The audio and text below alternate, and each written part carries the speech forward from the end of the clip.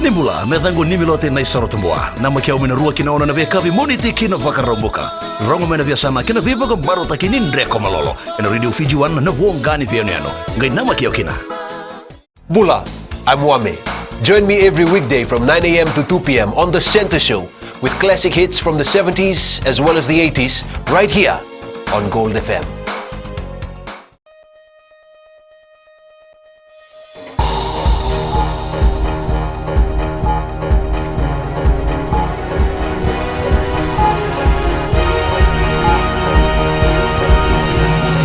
Tonight, military keeping tabs on developing conflict in Syria. Boat owners and captains warned against overloading passengers during peak time. And India shows the fruits of organic farming.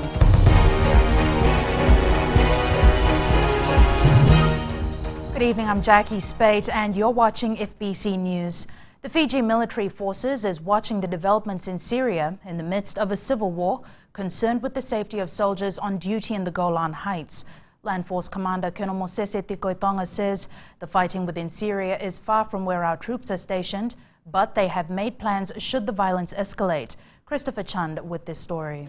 Close to 500 Fijian soldiers are serving on the border between Israel and Syria, maintaining the peace, with indications that the United States and Great Britain proposing to take military action to defend civilians. The RFMF is keeping tabs on how things are changing on the ground in Syria. There is a threat of Syria being bombarded by America, as America has threatened to do so, even though there are more discussions happening in the UN on the possibility of that happening. But the RFMF is concerned for our security and safety. Tikoitonga says he has been in constant contact with the commanding officer, Lieutenant Colonel Sitiven Ingilio, about the situation. We have our evacuation plan completed. The command element and the men in Syria are fully aware of our evacuation plan. If it does need to be executed, it will be executed professionally as they have planned it. Syria has been at civil war since 2011. Rebels fighting to overthrow President Bashar al-Assad's regime. Reports of chemical warfare in Damascus last week has been met with grave concern on a global scale. We are all concerned and we hope that in the end common sense will prevail over the region, that our soldiers will remain safe. We have been assured by both the Syrian government and the surrounding countries that they will take all necessary precautions. There have been no strikes or attacks near the Golan Heights, but the Fiji contingent has been told to be cautious. Christopher Chand, FBC News. The Maritime Safety Authority of Fiji is working with police to ensure ship owners and agents comply with the legal capacity of vessels for passengers and cargo. According to MSAF, safety is the first priority for boat captains. Pusita Kotewasawasa reports. Officers will be out at jetties and wharves watching the number of people boarding inter-island vessels. With the school holiday coming to an end, thousands of people will be sailing back to their islands, returning home. And a critical part or aspect of that is that we ensure that whatever the passenger numbers or packs that are approved for every vessel are complied with. So we have our 26 staff and the Maritime Border Police working with us as well. And that's the approach that we're taking, monitoring these vessels prior to, so on departure and also on berthing, to ensure that overcrowding does not occur. Shipping companies which fail to stay within the safe capacity requirements face hefty fines, especially with the introduction of new maritime laws. And the reason that was done with discussion with the stakeholders is not as a revenue generation exercise at all, but a deterrent factor where anyone considering overloading or undertaking any other activity that's not in compliance with the legislation would realise the full force of the legislation, the law, and the associated fines, penalties associated with that. Police officers will also be at the wharves But Slack says people shouldn't be flying onto vessels just so that they can get home early. You need to be aware of the vessel you're boarding. Make yourself familiar with and be aware of the life-saving appliances on board. They're there for a reason. We hope and pray that they never need to be utilised. Ensure that the vessels that you are boarding, because many of them are smaller vessels, that the operator is licensed to operate that vessel. For those who are travelling on small fiberglass boats between islands rushing to get back in time for school, the message is simple. Be careful. For Sitako Timwasawasa, FBC News. Daylight savings will start on Sunday, 27th October 2013 and run for 3 months. The decision taken by Cabinet means that the nation will move clocks forward by 1 hour from 2 a.m. to 3 a.m. on Sunday, 27th October 2013. Daylight savings will end at 3 a.m. on Sunday, 19th January 2014. Roads in Suva will be getting attention for the next few months as major upgrades are undertaken. Mika Longa reports work has already started along Gladstone Road near the government buildings in Suva and will stretch onto other parts of the central business district. The upgrade of road in the capital city is high on the FRA's priority list. It's a comprehensive program. We're looking at Harris Road, Thompson Road, Rodwell, Victoria Parade and some other isolated areas, Nolly Street. Neil Cook says this project has been pending for some time and they want it over and done with in 3 months. The message we have for people is, well, firstly, just stay safe, obey the signs, obey the directions of the guys managing those sites, keep them safe and yourself safe. But really, I just encourage people to observe what's going on and note the level of productivity that we will be seeing from these projects. It's something that the technology we're bringing in. The FRA, through its contractors, will be patching potholes, which is the biggest problem for motorists in Suva, while also improving the general condition of the roads. Much of the work that's going to be carrying on in the CBD, we will be looking to be done overnight, so it's minimum of disruption. We've worked out plans such that we don't think we will be closing any roads completely. There will be restrictions, lane restrictions, some delays because of that, but overall people will be able to get to where they need to go to. The Fiji Roads Authority pleads for public understanding in this work and asks that you plan your travel to and within the capital city. Mikalonga, FBC News. People on the island of Vivia in the Lao province are seeing the benefits of organic farming. It's been a decade since farmers there stopped using chemicals and fertilizers. Apisalome Doka was in Vivia. This is his report. People in Vivia, Lao are living a much healthier life thanks to organic farming. A survey that we carried out, we saw that in the past 10 years, elders here on the island have reached 90 years, 80 years or even 70. When we were using chemicals, we hardly see our elders reach this age. Serubatu says this farming method was adopted by the chiefs of Vivia at the behest of the Ministry for Agriculture. He says now they have slowly started the move from subsistence farming and commercial, all purely organic. Our farmers have a target every week because we expect overseas market to be here in Vivia in years to come, as we are now 100% organic. The organic project has really urged the people here to plant in big scale, and we have started that. Now that Vivia is only going organic, we have now set our plan for our farmers to start off with commercial farming. People on Vivia Island are adamant there is no turning back from this farming method. Apisalome Doka, FBC News. Coming up, 65th birthday celebrations for Andi Dakumbao School.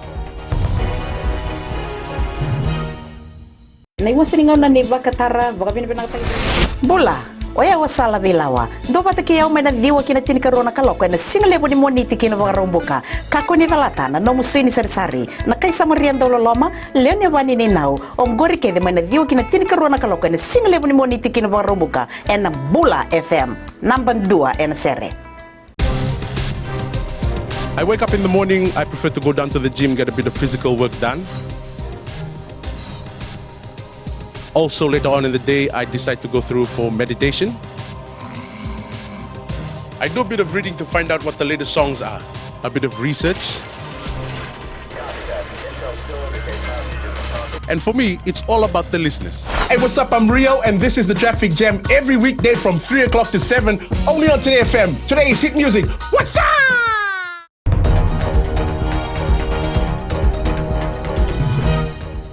Welcome back. You're watching FBC News. More than 2,000 fishermen and farmers will benefit from a new ice plant that has opened in Singotoka. Speaking at yesterday's opening, Fisheries Minister Iniesia Ruiratu said the plant will provide socio-economic benefits for the people of the Nandronga and Navosa provinces. Akosita Tale has the story. The new machine can produce 1,000 kilos of crushed ice in 24 hours with an ice storage capacity of 2,500 kilos. It will allow fishermen from the area to explore bigger markets and deliver fresh produce. A total of 221 fishermen plus stakeholders would utilize the product of this machine to improve their fishing business through the sales of well-preserved high-quality fish for optimum returns. This collaborative initiative will enhance the protection of marine biodiversity and promote sustainable fisheries. The ice supply support services would not only encourage value adding to fish production for optimum economic returns, but would also open new fishing market arrangements for the fisheries, for the fishers to diversify fishing for deepwater snapper in deepwater waters, thus relieving the fishing pressures in the reefs and lagoons. The $230,000 ice plant set up in Lawanga was made possible through the partnership between the Fijian government and the Overseas Fishery Cooperation Foundation of Japan. The OFCF contributed $180,000 out of the $280,000 required for this project. That is almost 78.3% of the total cost. The old ice plant was damaged in last year's floods, including the electrical machines, and with the new one, it has been decided to elevate it away from flood waters. Akosita Tale, FBC News. The Andidakambao School All Girls Association has launched its 65th anniversary celebrations, and as Api Salome Doka reports, the All Girls School is planning a big party. One of the oldest schools in the country, Andidakambao School has a long and proud history. The main focus during the week's event will be the official opening of our headquarters here at 27 Knowledge Street, Suva. Andilitia says ACS has produced many women who've played an important role in nation building.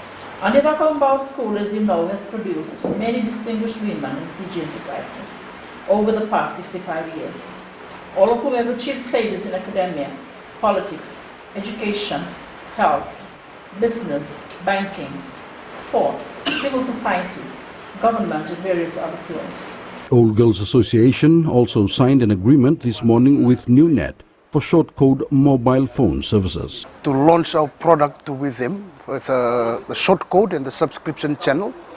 The short code is a 4-digit number that enables all ACS Old Girls around Fiji to be able to communicate with their head office here in Suva.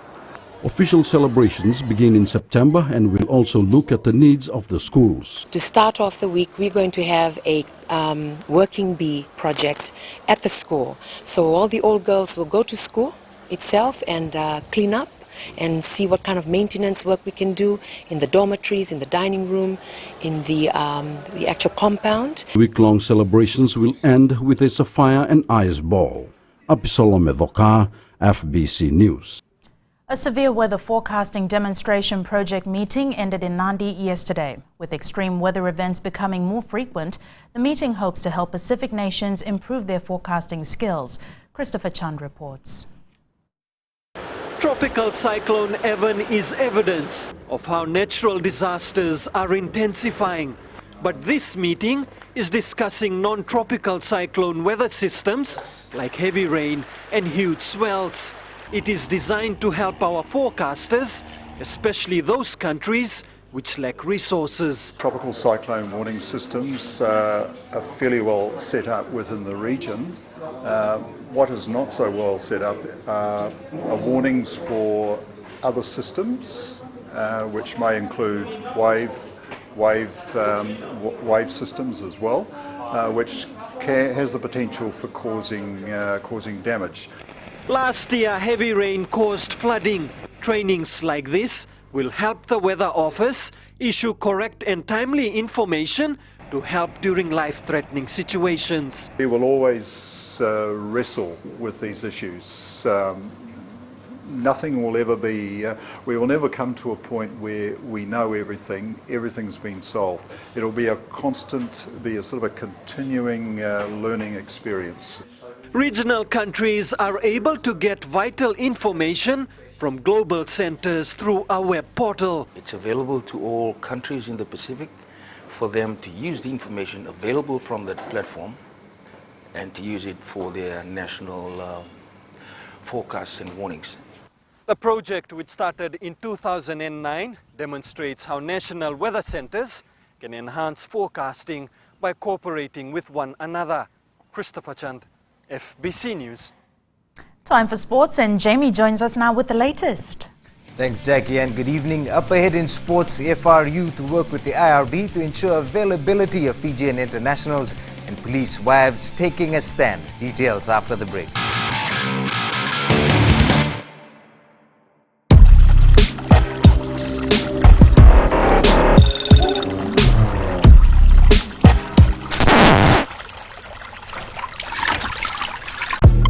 Sophie. And I'm Tix.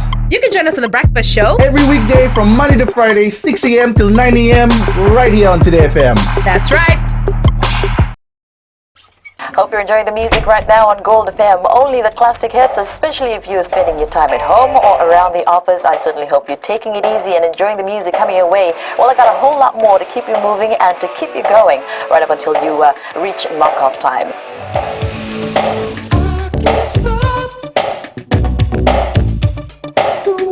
I'm Kara. Join me every weekday from 2 to 7 on The Ride, only on Gold FM.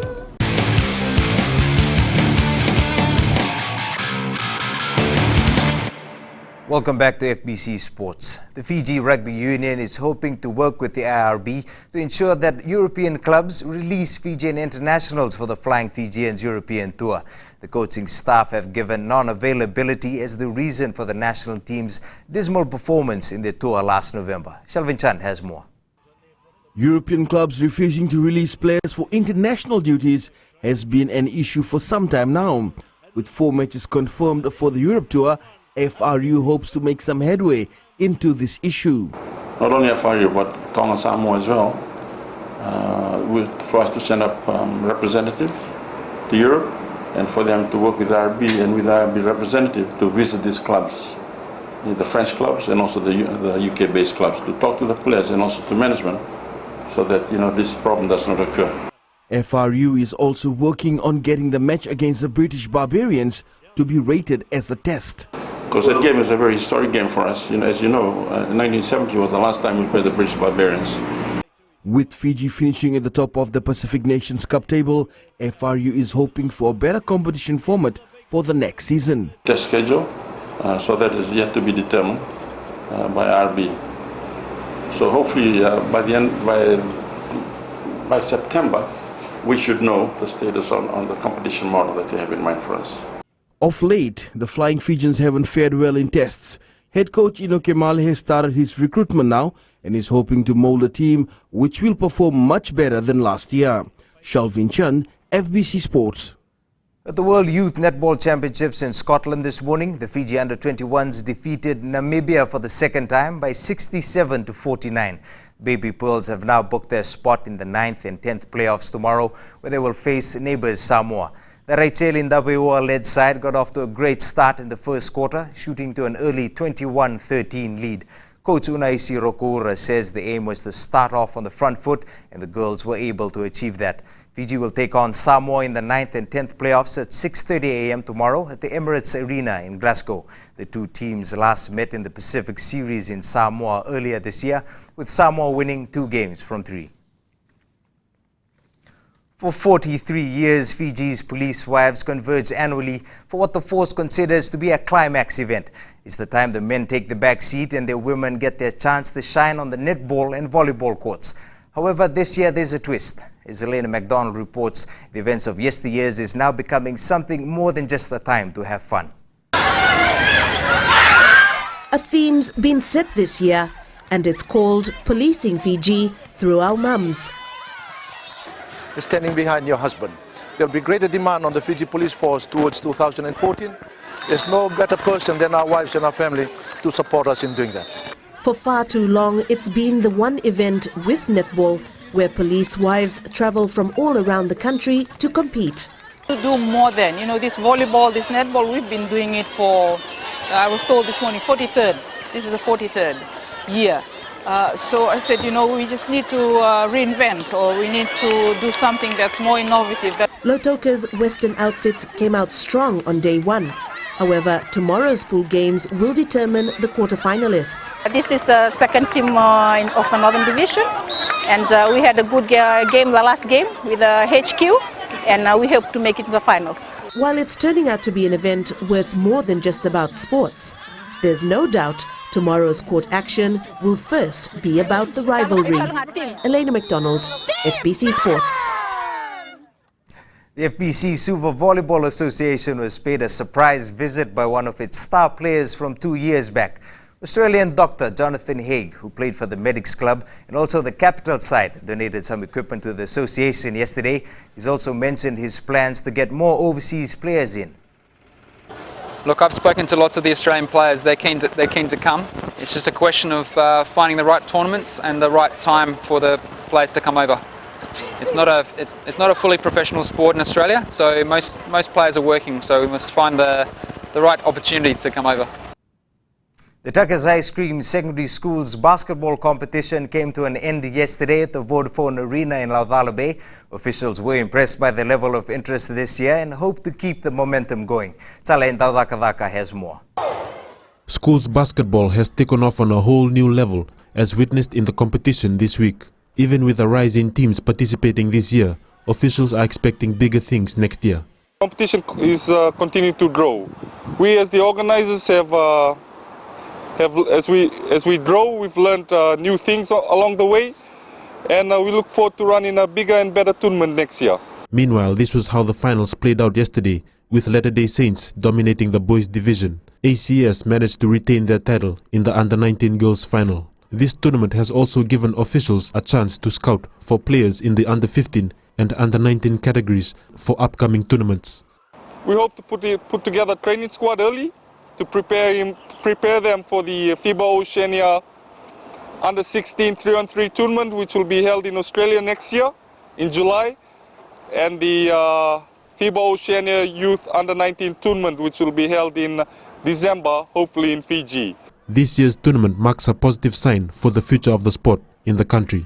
Tsalain Daudakadaka, FBC Sports. That was your sports for tonight. Good evening.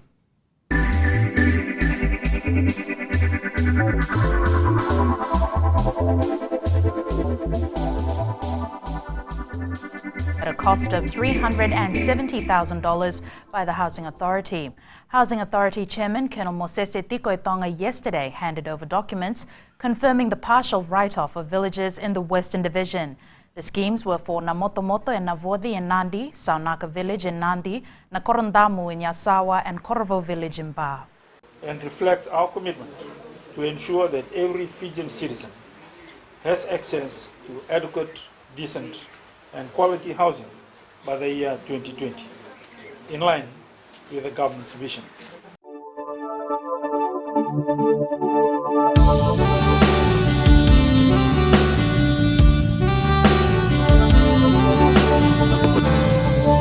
Weather time now, so Jen, tell us more. Well, the weather was much better than I expected, Jackie. We had a few periods of rain and cloudiness, but that was short-lived. There was a lot of sunshine to go around. Suva seems to be getting warmer. It was 29 degrees in the capital today. Savasavu warmed up slightly on 27, while 31 degrees was the nation's highest temperature today. Now, a mixed bag is what we've got tomorrow. We'll have sunshine scattered across the country, and we'll also have cloudy conditions with showers. Fingers crossed that there's no heavy downpour. And finally, if you enjoy watching the sunrise but hardly get the chance because you wake up late like I do, here's a photo to make you feel a bit better. Kashnil Chand from the jet set town sent this in today. It shows the beautiful rays of the sun trying to break through the clouds early in the morning. That's weather. You have a great weekend. Thanks so much for that, Genevieve. The headlines again. The Fiji military is keeping tabs on the developing conflict in Syria, ready to evacuate soldiers from Golan Heights if need be. Inter-island boat owners and captains warned against overloading passengers during peak time. And Divya Island shows the fruits of decade-long organic farming initiatives. To the poll question, and we're asking, do you agree with Fiji FA's decision to allow Fijians only to play in events? Visit the FBC website to take part. Remember to send us newsworthy pictures and videos. Email citizenseyes@fbc.com.fj. That's news for tonight. I'll be back again tomorrow. Until then, Misa Modemamba.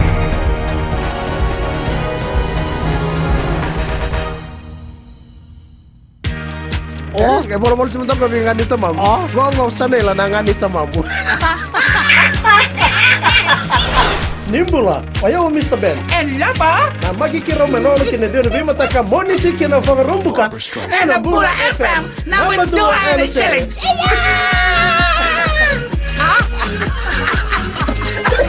How would you like to spend your morning? You could spend your morning like this.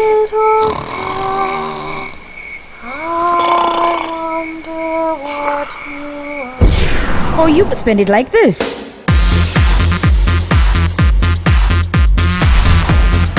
Tune in to the Morning Ride every weekday morning from 9 a.m. till 12 p.m. right here on Today FM, Today's Hit Music.